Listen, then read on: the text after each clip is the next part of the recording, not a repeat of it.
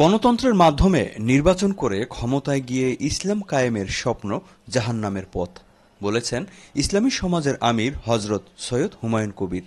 ৯ August শনিবার বাদ আসর রাজধানীর ডেমরা সাইনবোর্ড বাস স্ট্যান্ডে ইসলাম ও মানবতা বিরোধী সকল ব্যবস্থার মূলোৎপাটন এবং বৈষম্যমুক্ত ইনসাফ ভিত্তিক সমাজ ও রাষ্ট্র গঠনে ইসলাম প্রতিষ্ঠার লক্ষ্যে আল কুরআন বিরোধী সংবিধান মূলোৎপাটন সমাবেশে প্রধান অতিথির বক্তব্যে তিনি এসব কথা বলেন। গণতন্ত্রের জোটব নির্বাচন করে ক্ষমতা যে ইসলাম কায়েমের স্বপ্ন দেখছে, এটা তো জাহান্নামের পথ। জাহান্নামের পথে চলে জান্নাতে যাওয়া যাবে না। ইসলাম তো প্রতিষ্ঠা হওয়ার প্রশ্নই আসে না। অনুষ্ঠান সঞ্চালনায় ছিলেন ইসলামী সমাজের ঢাকা মহানগর দক্ষিণের সহকারী দায়িত্বশীল আবু জাফর মোহাম্মদ সালে। এছাড়াও বক্তব্য রাখেন সংগঠনের ঢাকা বিভাগীয় অঞ্চল ২ এর দায়িত্বশীল মোহাম্মদ ইয়াসিন সহ অন্যান্য ব্যক্তিবর্গ। আল কোরআন বিরোধী সংবিধানের অধীনে ইলেকশনে যারা পাস করবে তাদেরকে শপথ করতে হবে, এই আল কোরআন বিরোধী সংবিধানের অধীনে শপথ করতে হবে।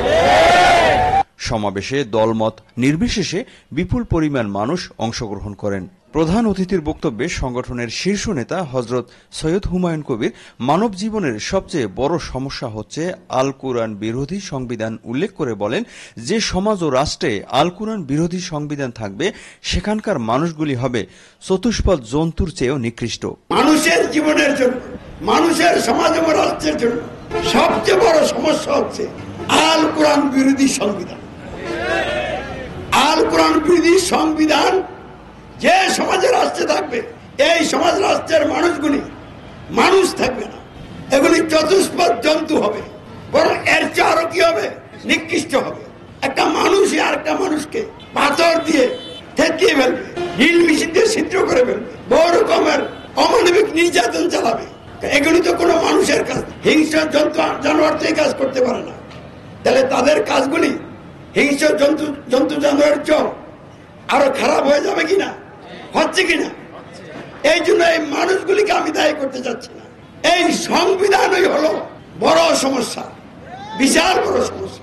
এ সময় তিনি দলমত নির্বিশেষে সকলকে ইসলামী সমাজের সাথে শামিল হয়ে আল কুরআনের আইন বিধান প্রতিষ্ঠার ইমানি, নৈতিক ও মানবিক দায়িত্ব পালন করার আহ্বান জানান। বাংলাদেশে এই গণতন্ত্রের অধীনে ইসলামের নামে আর গণতন্ত্রের নামে যত দল গঠন হয়েছে, প্রত্যেকটা দলের নেতা যেহেতু গণতন্ত্রের সংবিধান মেনে এই কোরআন বিরোধী সংবিধানের অধীনে দল গঠন করেছে, ওই দলের নেতা যত বড় ধার্মিক হোক না কেন, সে আযাব আর গজবের নেতা। এর উপর আযাব গজব নাজিল হয় এবং তারা যারা নেতা মানে তাদের উপর ওই নেতার মিডিয়ায় গজব অবতীর্ণ হতে থাকে। আল কোরআন বিরোধী সংবিধান মূলোৎপাটন সমাবেশ থেকে সঠিক সিদ্ধান্ত গ্রহণ করে যার যার এলাকায় গিয়ে কোরআন বিরোধী সংবিধানের বিরুদ্ধে জাতির মানুষের মধ্যে জাগরণ সৃষ্টি করে সকলকে কোরআন এর অধীনে নিয়ে আসার জন্য আমরা নিজেদের অর্থ কুরবানি করে চূড়ান্ত চেষ্টা এবং সংগ্রাম চালিয়ে যাই এবং এই সংগ্রামের মাধ্যমে আমরা আল্লাহর সন্তুষ্টি অর্জন করি। আমাদেরকে